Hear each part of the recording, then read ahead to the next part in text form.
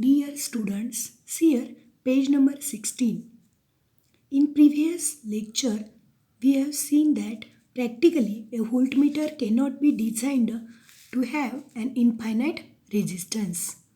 See here question number 9. What is potential gradient? How it is measured? Or with neat diagram, explain the principle of potentiometer. See here, this is circuit diagram of potentiometer. In figure, potentiometer is a long, thin, uniform 4-meter long wire. It consists of a long wire AB of length capital L and resistance capital R. Its uniform cross-sectional area is capital A. A cell of EMF epsilon having internal resistance small r is connected as shown in figure.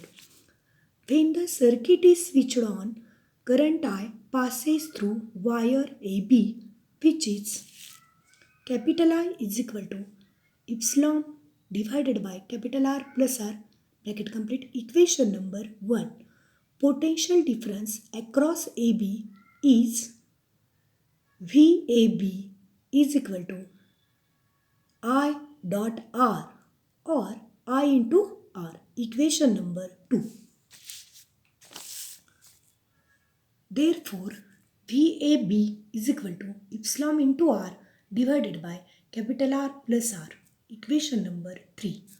Therefore, potential difference per unit length of the wire is VAB divided by capital L is equal to epsilon into R divided by capital L into R plus R. Equation number 4. As long as epsilon remains constant, VAB divided by L bracket complete will remain constant. That is into bracket VAB divided by L is called as potential gradient along AB and is denoted by capital K. See here a term potential gradient. See here definition. It is defined as potential difference per unit length of wire.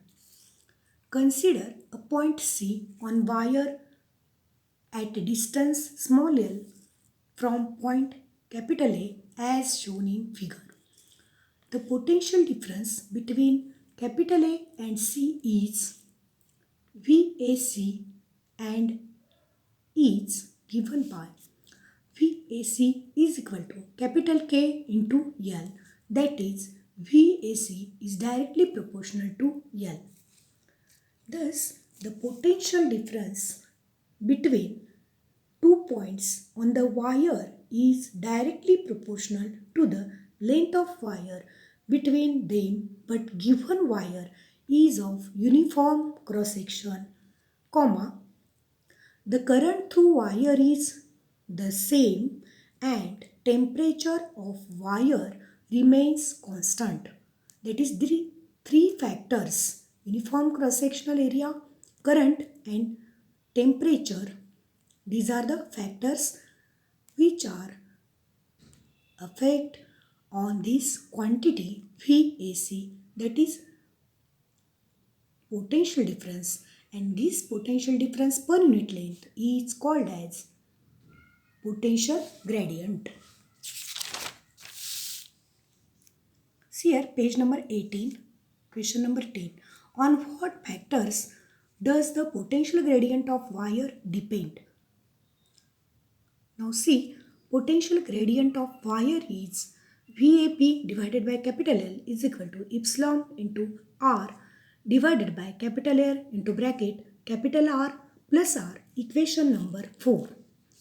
Potential gradient of wire, that is capital K, depends on following factors. Number 1, EMF of the cell, that is epsilon. Number 2, resistance capital R. Number 3, internal resistance of cell small r.